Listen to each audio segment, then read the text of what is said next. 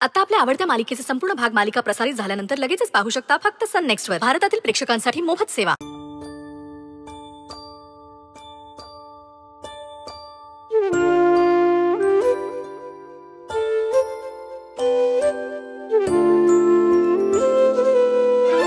दादा, अगं मी आहे श्रुतिका. मला भास झाला दादाचा, आणि होणारच. मी तुझ्यात दादालाच तर बघते. तू असं काही बोललीस की मी काय बोलावं हेच सुचत नाही मला. पण तू आता इथे काय करतेस? दादाची आज जरा जास्तच आठवण येत होती, म्हणून मी त्याच्या फोटोकडे बघत उभी होते. आज काही विशेष? तुझा वाढदिवस. आज दादा इथे असता तर त्याने तुझा वाढदिवस खूप धूमधडाक्यात साजरा केला असता ना? हो, नक्कीच केला असता. आपल्या आजूबाजूच्या सगळ्यांनीच आनंदी असावं असं त्यांना कायम वाटायचं, आणि त्यासाठी जे काही करता येईल ते करण्याचा हट्टही असायचा. तुझ्या वाढदिवसाच्या बाबतीत दादाशी याआधी कधी बोलणं झालं होतं का तुझं? हो, झालं होतं ना. मला अजूनही तो दिवस आठवतो, तो प्रसंग आठवतो. त्या दिवशी मी पहिल्यांदा त्यांच्या केबिन मध्ये सुट्टी मागण्यासाठी गेले होते.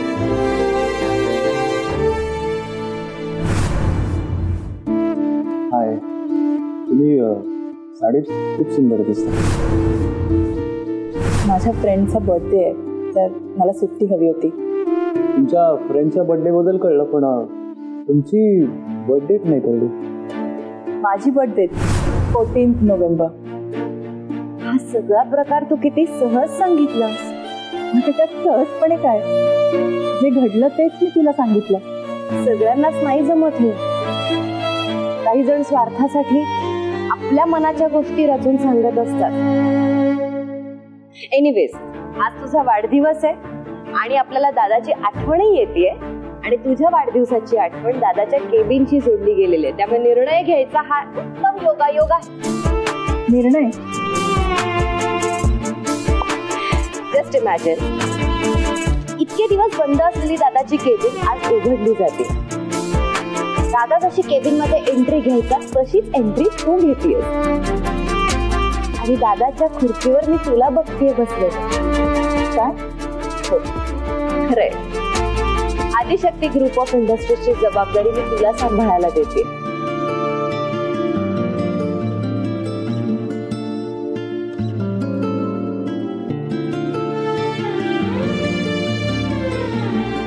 माझ्याकडून आणि दादाकडून तुझ्या वाढदिवसाच्या निमित्ताने एक छोटंसं गिफ्ट.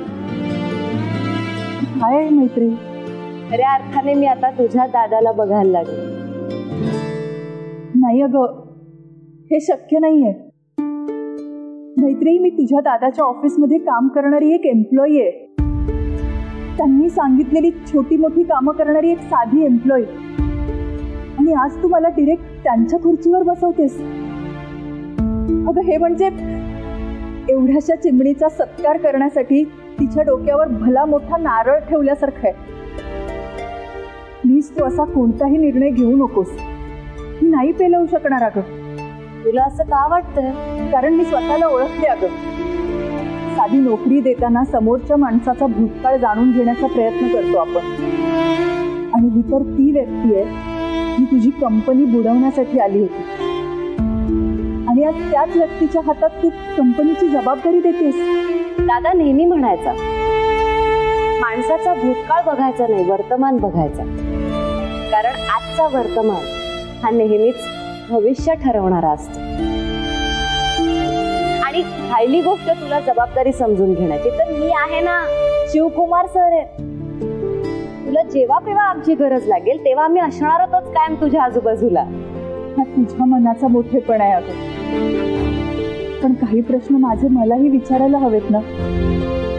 एवढी मोठी जबाबदारी पेलवण्याची माझी खरंच पात्रता आहे का? दादांनी तुला निवडलंय, याहून मोठा प्रूफ काय असणार आहे माझ्यासाठी? दादा नंतर त्या खुर्चीवर बसण्याचा हक्क फक्त तुझा आहे. आणि आता आपण आपल्या जबाबदाऱ्यांव्यतिरिक्त दुसरं काही नको बोलायला. बाकीच्या सगळ्या गोष्टी आपण मागे सोडून पुढे जाऊया. सो का? आदिशक्ती ग्रुप ऑफ इंडस्ट्रीजची बोर्ड ऑफ डायरेक्टर. कॉंग्रॅच्युलेशन्स.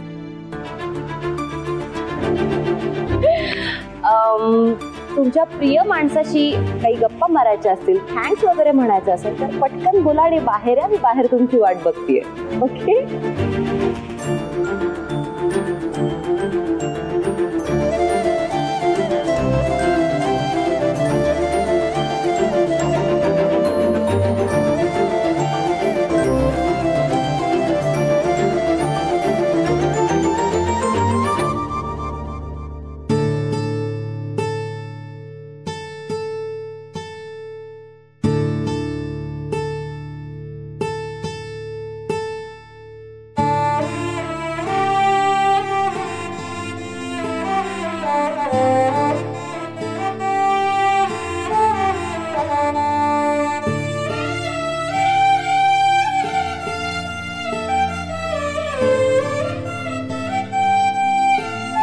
दादाची गाडी. हो, ही गाडी त्यांच्या आयडेंटिटीचा भाग होती. आम्ही दोघं ऑफिसमध्ये असताना त्यांचं ऑफिसमध्ये असणं नसणं या गाडीवरून ठरवलं जायचं. आजपासून हा प्रकार तुझ्या बाबतीत घडणार आहे. म्हणजे आजपासून ही गाडी तुझी. मैत्री प्लीज, आता हे जरा जास्त होतंय. अजिबात नाही. अगं दादाच्या पोस्टवर काम करताना ही गाडी मस्त आहे तुझ्यासाठी. आणि मी नाही म्हणाले तर मी रागवीन. आणि माझा राग तू पाहिलेला नाहीयेस. अगं हो, बरं, घाबरले मी. सो आजपासून ही गाडी तुझी. Please seat ma'am.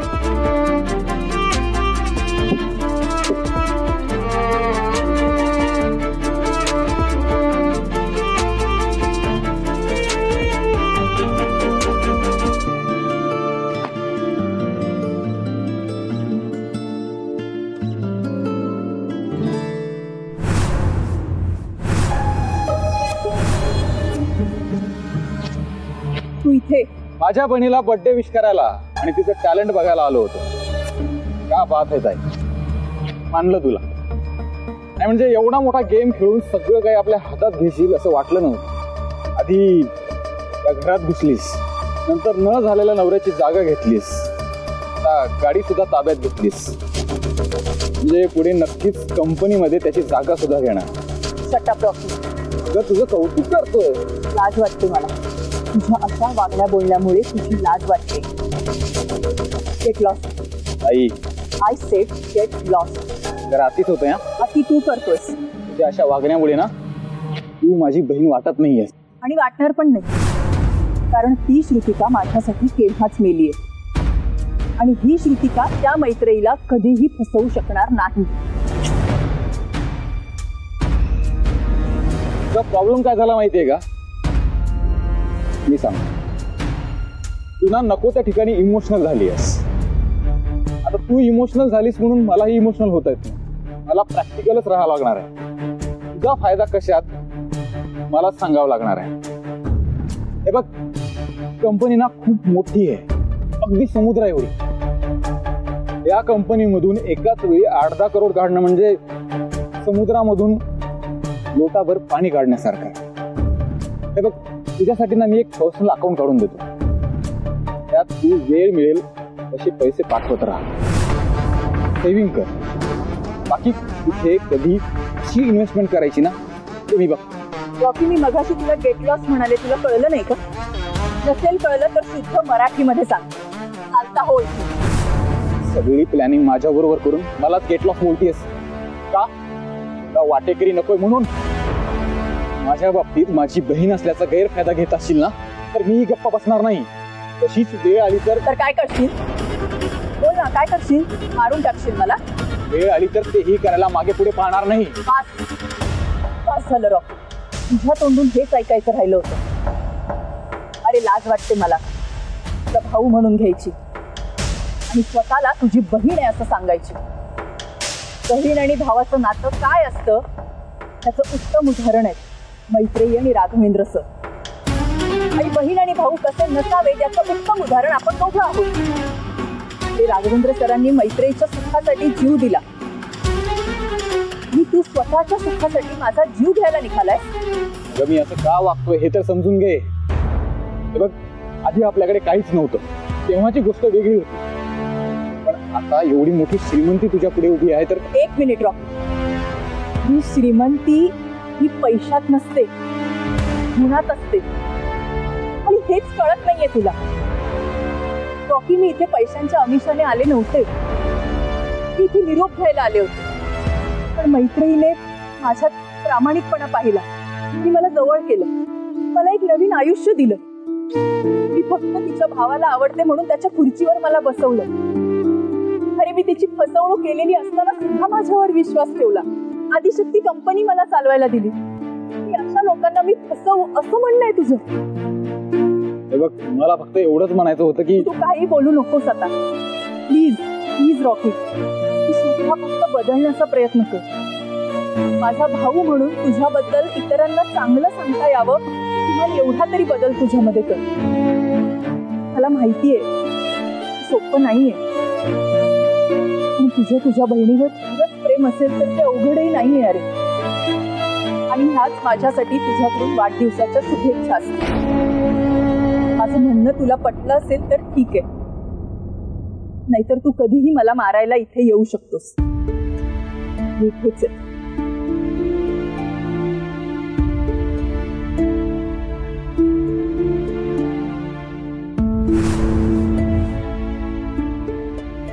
ही श्रीमंती ही पैशात नसते, गुणात असते.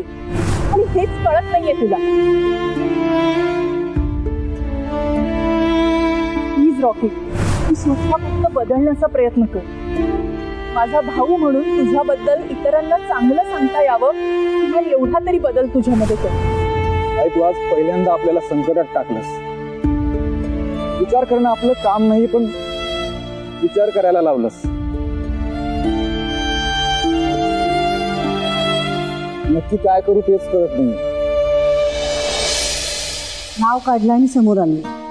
तू फोन ठेव, मी बघते पुढे काय करायचं ते.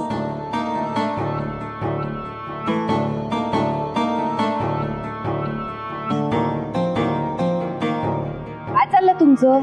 सध्या तुझं काय चाललंय हेच मी तुला विचारते. माझं 6 वर्ष माझ्या डॉलीनी तुझ्या आदिशक्ती स्कूलसाठी दिली. दगडूंनी 6 वर्ष तुझ्या आदिशक्ती ट्रान्सपोर्टसाठी दिली. प्रिन्स बद्दल तर मी काही बोलतच नाही. हे सगळे तुझ्यासाठी राबत होते रात्रंदिवस. तू काय केलंस? एका झटक्यात त्यांना कामावरनं काढून टाकलंस. आणि कुठली कोणती श्रुतिका, तिला नेऊन तू मालकाच्या खुर्चीवर बसवलंस. काय दिवे लावल्या त्या श्रुतिकानी मलाही कळू देत की. श्रुतिकाने काय दिवे लावले हे जाणून घेण्यापेक्षा डॉलीने आणि मामांनी किती दिवे लावलेत हे चांगलं माहितीये ना तुम्हाला. असं काय केलंय त्यांनी मला पण समजू दे ना. कसं आहे ना, बेकरीमध्ये काम करणाऱ्या कामगारांना जर भूक लागली असेल तर तिथले 2 पाव बिस्किट त्यांनी खाल्ली तर मी समजू शकते. पण रोज रोज जर कॅश काउंटरमध्ये हात घालणार असतील तर प्रॉब्लेम आहे. कॅश काउंटर जर दुसऱ्या कोणाचा असताना तर मी ही चूक मान्य केली असती. डॉलीसाठी तू तिची लाडकी वहिनी आहेस आणि दगडूसाठी तू त्याची लाडकी भाचून आहेस. त्या हक्काने त्यांनी जर कॅश काउंटरमध्ये हात घातला ना तर एवढं मनावर घेण्यासाठी काय आहे? इथेच चुकतंय ना तुमचं. कसं आहे ना, विचारून घेणं आणि न विचारता घेणं यातला फरक लक्षात येत नाहीये तुमच्या. आणि बिझनेसचा पहिला नियम आहे, बिझनेसमध्ये कधीच नातं आणू नये आणि नातं कधीच बिझनेसमध्ये आणू नये. पण आपल्या घरच्यांनी ही गोष्ट कधी लक्षातच घेतली नाही. मग तू तरी काय समजून त्या श्रुतिकाच्या हातामध्ये कंपनी दिली आहेस? कारण ती सक्षम आहे कंपनी सांभाळायला. असं तुला वाटतंय आणि तुला वाटतंय म्हणून तसं खरंच असेल असं नाहीये. आणि आजकाल मी लक्षणं बघतेच आहे ना, तुला घरच्यांपेक्षा बाहेरच्यांवर जास्त विश्वास. कुणाची कोण श्रुतिका, तिचा वाढदिवस काय साजरा करतेस, तिला गिफ्ट काय देतेस आणि घरातल्या एखाद्या मेंबरसारखी तिच्या बरोबर देवळात काय जातेस. आणि कुणाच्या तरी सांगण्यावरनं पूर्ण कंपनीची जबाबदारी तुला देतेस. असं सुरू राहिलं ना तर तू तिचं लग्नही लावून देशील. अरे वा, मी हा विचारच केला नव्हता. किती कमाल आयडिया दिली तुम्ही. Thank you so much. कशाबद्दल? श्रुतिकाच्या भल्याचा विचार केल्याबद्दल. आता वेळ दौडून चालणार नाही.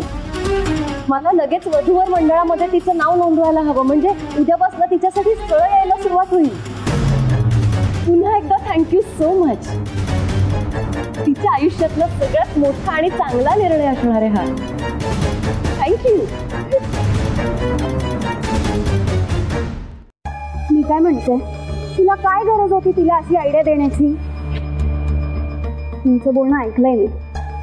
तू पण नाही, तुला कधी कुठे काय बोलायचं ना कळत नाही. ती माझं म्हणणं इतकं मनावर घेईल, तुम्हाला माहिती असतं तर मी असं बोलली असती का? तुला माझ्या लग्नाबद्दल कधी विचार नाही आला? तिच्या लग्नाबद्दल बरं सुचलं तुला. चूक झाली माझी. तू स्वतःच्या हाताने स्वतःच्या पायावर पुराण मारून द्यायला मला हौस आहे का? तू बघशील आता उद्यापासून ती श्रुतिकासाठी मुलगा बघायला सुरुवात करणार. बघता बघता केळवण करणार आणि आपण काय करणार? फक्त बघत बसणार. काय काय बघावं लागणार आहे या दरम्यान काय होईल. बघ, तू टेन्शन घेऊ नकोस. त्यांना जी काय मजा करायची ना करू दे. बाकी लग्नात वेगळं कसं आणायचं ते आपल्याला कोणी शिकवायला नको.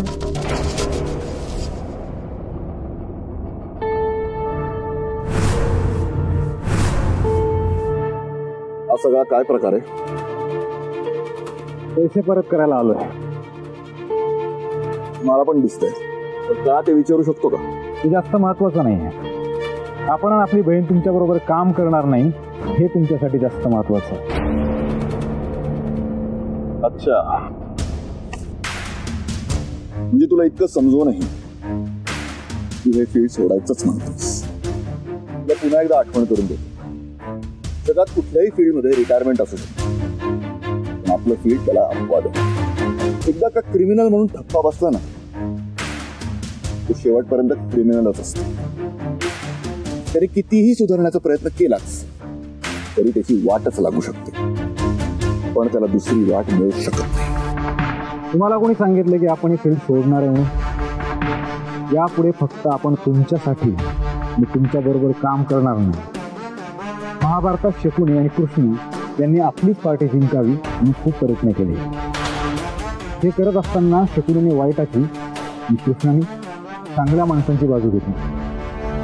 आपले तसंच व्हायचं.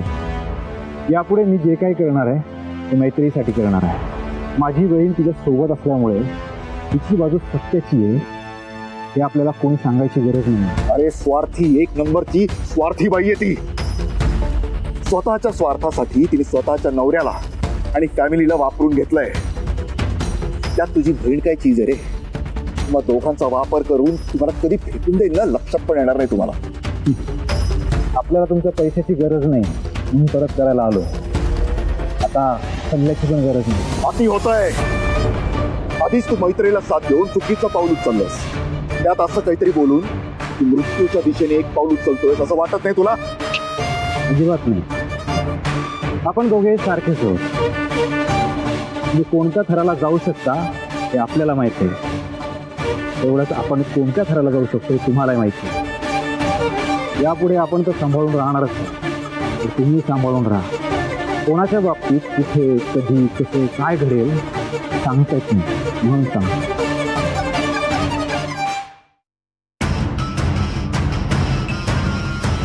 चला येतो मी.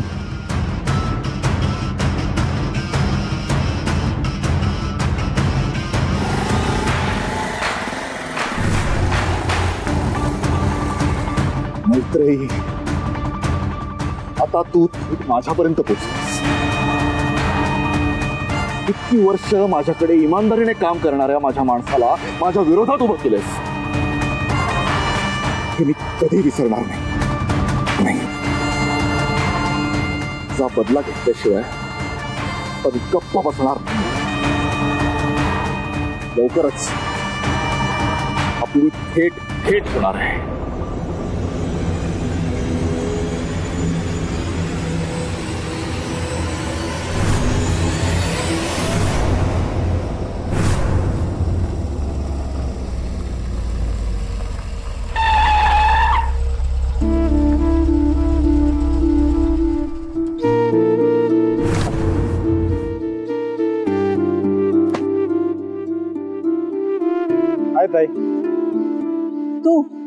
मला बघून आनंद होण्याऐवजी दचकायला काय झालं? एखाद्या माणसाला बघून आनंद होणं किंवा दचकणं हे आपल्यावर नाही, समोरच्या माणसाच्या कर्तृत्वावर अवलंबून असतं. म्हणजे मी वाईट माणूस आहे असं तुला म्हणायचं?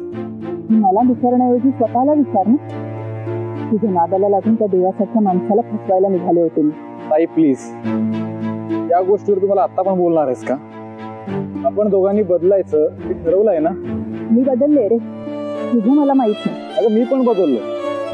आता तू विश्वास ठेव किंवा नको ठेव, रावसाहेब कडे नोकरी सोडली, जुगारी सोडलं. काय सांगतोस रॉकी? रावसाहेबांचे जे काही पैसे होते ना तेही परत करून आलो. जे काय सांगतो ना ते अगदी खरं खरं सांगतो. तू सांगतोस तर विश्वास ठेवतो मी, पण आता तू इथे का आलास? रावसाहेबांकडची नोकरी तर गेलीच आहे, दुसरी नोकरी बघायला नको का? अच्छा, आलं माझ्या लक्षात. तू नको काळजी करूस, मी मैत्रीशी बोलेन. तू बोलणार आहेस हे चांगलंच आहे. त्याआधी तू तुझ्या नोकरीचा विचार करून बघ ना. म्हणजे मैत्रीला एवढा त्रास दिलास तरी तिने तुला परत बोलून घरात ठेवलं, राहायला जागा दिली. आता तिचा हेतू चांगला आहे की वाईट हे मला माहिती नाही, पण तू सांभाळून राहायला हवंस असं मला वाटतं.